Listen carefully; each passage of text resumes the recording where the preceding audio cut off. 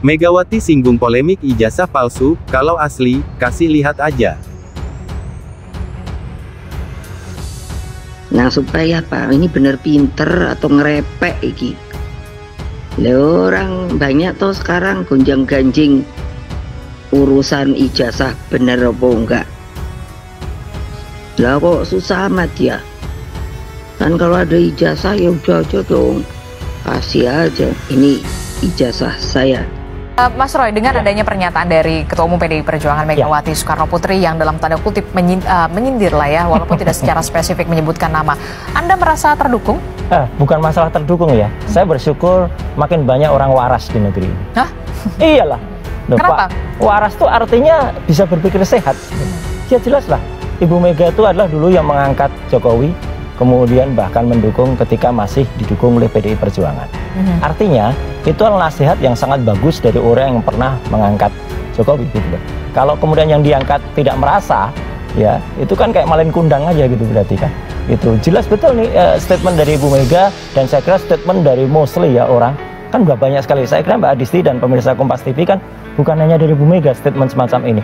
Udah tunjukkan aja gitu. Kayak bahkan Barack Obama pun ketika disinggung dia tidak kelahiran Amerika, dia dengan langsung menunjukkan birth sertifikatnya gitu, artinya kelahiran sertifikat. Dan saya kira ini kalau pikiran, sekali lagi saya ulangi, pemikiran orang waras ya seperti ini gitu loh. Jadi ya tunjukkan saja selesai gitu, dan tidak membuat masyarakat kemudian malah artinya kemudian dikriminalisasi. Ya saya bilang gitu, berlarut-larut karena ada pemeriksaan sampai dengan Bu Kurnia sampai jam 11 malam ya, kemudian nanti nggak tahu sampai jam berapa rata-rata untuk sebuah hal yang sifatnya klarifikasi. Sehingga saya dipanggil untuk klarifikasi. Mengklarifikasi itu kan karena dianggap mengetahui sesuatu ya. Mungkin saya pernah mengundang Roy Suryo, orang-orang yang katanya terpanggil juga ya, akan dipanggil juga. Saya pernah memanggil Roy Suryo, saya pernah memanggil Dr. Tifa dalam podcast saya, tetapi tidak di tanggal 26, dan saya tidak tahu peristiwa apa yang terjadi di tanggal 26. Sehingga ya masih saya sama bingungnya dengan Mbak ini sekarang hari ini.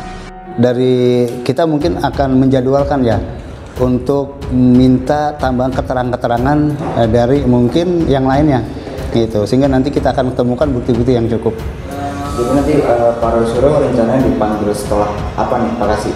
Ya, nanti setelah mungkin kelengkapan dari pelapor yang menyerahkan bukti-bukti yang sudah diserahkan.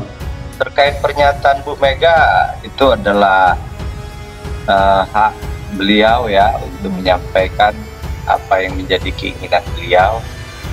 Tapi pada hari ini dan sebelumnya proses hukum telah berjalan ya.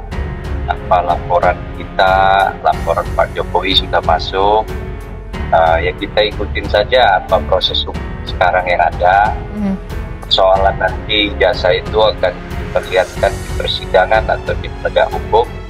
Nanti biar masyarakat sama-sama melihat itu, dan ini akan menjadi pembelajaran bagi kita semua, masyarakat Indonesia khususnya, bahwa ada spesifikasi atau profil hak-hak masyarakat atau rakyat siapapun untuk mengemukakan, menyampaikan hak-hak pribadinya ke muka umum itu bisa atau tidak. Itu ya nanti aparat penegak hukum ya, nanti setelah penyelidikan apa yang disampaikan oleh Profesor Ibnu tadi, nanti aparat penegak hukum akan melakukan pembantaran mungkin ya, dan bagaimana proses laporan ini baik dari masyarakat atau dari Pak Jokowi sendiri. Nanti ada saksi ahli, keterangan-keterangan. Nah disitulah nanti di persidangan ya, apa yang disampaikan Bu Mega, kita pada prinsipnya ya apresiasi, kita ucapkan terima kasih kepada Bu Mega. Mudah-mudahan dapat kita sampaikan saran pendapat kita kepada Pak Jokowi. Dan sekali lagi tadi ada kalimat yang saya sampai tersenyum ya, ada istilah pembantaran. Itu pembantaran tuh orang yang sakit kemudian dibantarkan ke rumah sakit gitu lah dalam sebuah pemeriksaan. Ini jauh sekali dari situ. Jadi artinya sekali lagi kalau soal Bu Mega ya, kalau dia itu merasa bahwa dia dulu pernah dibesarkan dan dia tidak menjadi malin kundang, harusnya dia ikut saran dari Bu Megawati. Oke. Saya tahu ya, ada aduan dari seseorang menyerahkan berkas ijazah asli baik yang universitas sama yang SMA, SMP, SD kita berikan. Sampai sekarang masih di sana ijazahnya. Yang kedua ada yang kita melaporkan itu di Polda Metro, itu beda lagi. Tolong ada lagi yang di sini di Solo itu Perdata, beda lagi. Arsip jasanya kah atau skripsinya kah?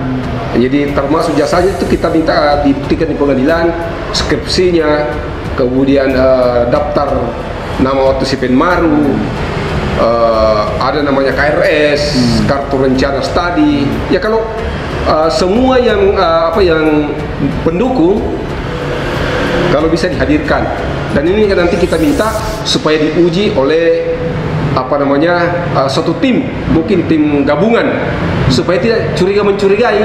Insinyur Komartin ya, SHMM sebagai penggugat, alamatnya ini di Jalan Todopuli 5 nomor 27 Makassar ya. Beliau telah memasukkan gugatan yang berkaitan dengan adanya mantan Presiden Indonesia ya, RI, dan ini menggugat kepada penerbit daripada ijazah tersebut.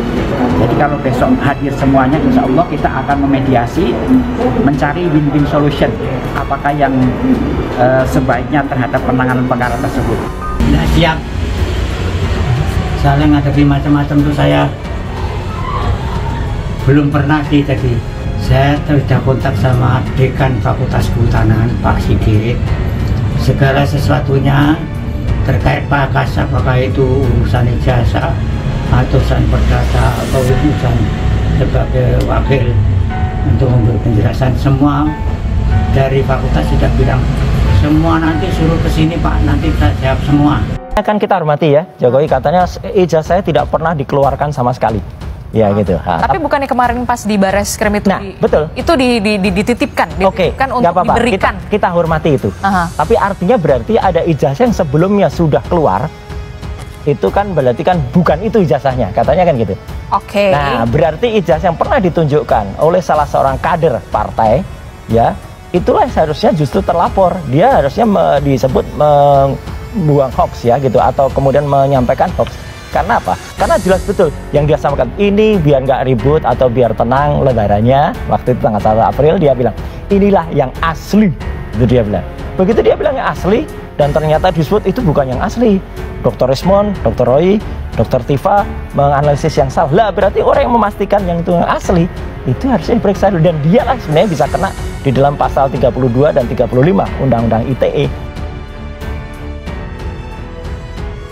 Ketua Umum PDIP Megawati Soekarnoputri menyinggung polemik mengenai ijazah palsu yang belakangan ini menyeret nama Presiden ke-7 Joko Widodo, Jokowi.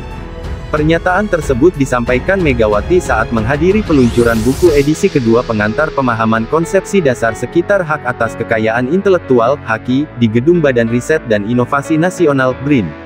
Sekarang ini banyak orang yang gonjang-ganjing soal ijazah asli atau tidak, kata Megawati, di Gedung Badan Riset dan Inovasi Nasional BRIN, Jalan MH Tamrin, Jakarta Pusat, Rabu 14/5. Menurut Megawati persoalan tersebut seharusnya bisa diselesaikan dengan mudah. Pihak yang dituding memiliki ijazah palsu cukup menunjukkan dokumen aslinya. Kok susah amat?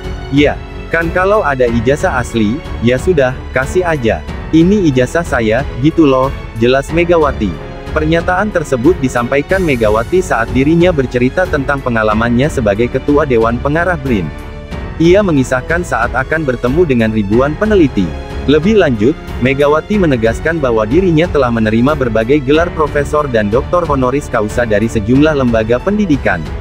Semuanya dipastikan asli. Saya punya bukti. Kata orang, gelar profesor saya ada 3. Gelar doktor honoris causa saya ada 11, dan saya masih menunggu 4 lagi. Makanya saya bilang, loh, kok bingung? Profesor 11, kok bingung? Saya sendiri sempat bingung, apakah harus buat tesis atau bagaimana? Tapi saya tanya ke banyak orang pintar, katanya gelar itu bentuk penghormatan, bebernya.